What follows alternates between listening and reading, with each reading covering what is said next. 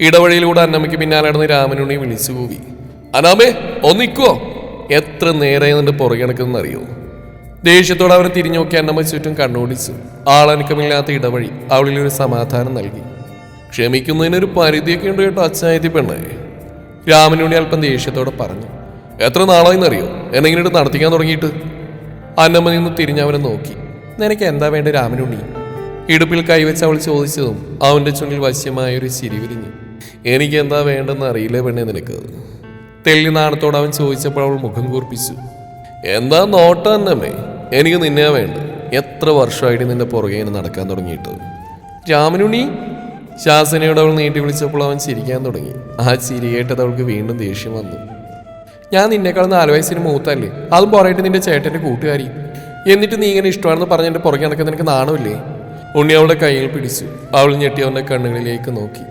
ആ കാപ്പി കണ്ണുകളിൽ ആ ചായത്തിപ്പെണ്ണിനുള്ള നായർ ചെറുക്കന്റെ പ്രണയം അവൾക്ക് കാണാമായിരുന്നു. ആദ്യമായിട്ടല്ല, ഒരുപാട് തവണ താൻ ആ പ്രണയം കണ്ണിൽ നിന്ന് അടിച്ചിട്ടുണ്ട്. പ്രണയത്തിന് പ്രായം, ജാതി, മതം, വർണ്ണം അങ്ങനെയൊക്കെ ഉണ്ടോ എൻ്റെ പെണ്ണെ? അന്നമാവന്റെ കൈകൾ തട്ടിമാറ്റി.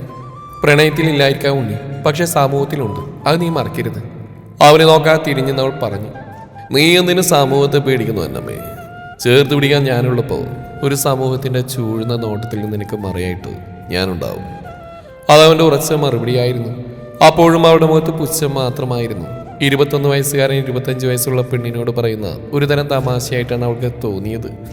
അവളുടെ പുച്ഛം കലർന്ന ചിരി അവനൊരു ചെറിയ നോവുണ്ടാക്കി. പക്ഷേ അതവൻ മുഖത്ത് പ്രകടമാക്കിയില്ല. അനാമേ, എൻ്റെ പ്രണയം സത്യവാടി. നിന്റെ പ്രായം എനിക്കൊരു പ്രശ്നമില്ല, നിന്റെ മതം എനിക്കൊരു പ്രശ്നമില്ല. എനിക്ക് വേണ്ടത് നിന്നെ മാത്രമാണ്, നിന്നെ മാത്രം.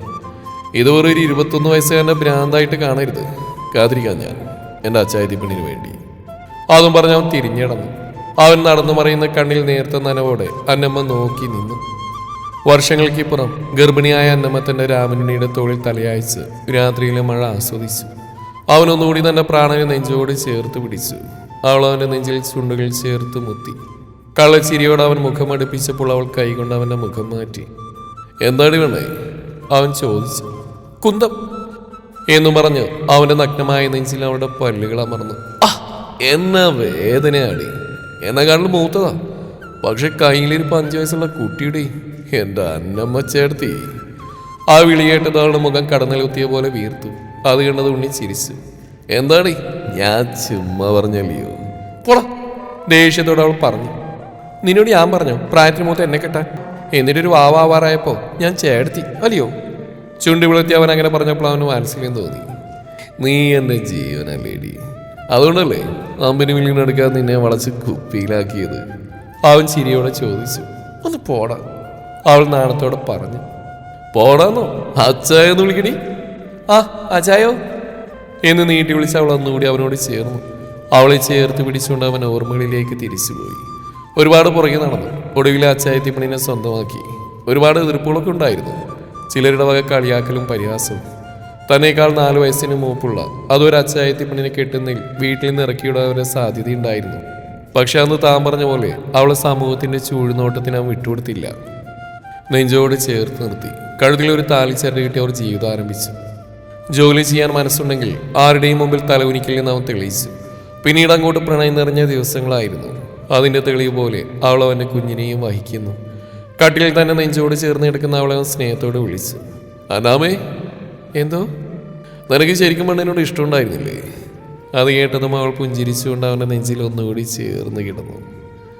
ഇഷ്ടമല്ല, ജീവനായിരുന്നു നീ എനിക്ക്. നീ എന്നെ സ്നേഹിക്കുന്നതിന് മുമ്പേ ഞാൻ. അവളൊരു നിമിഷം നിർത്തി.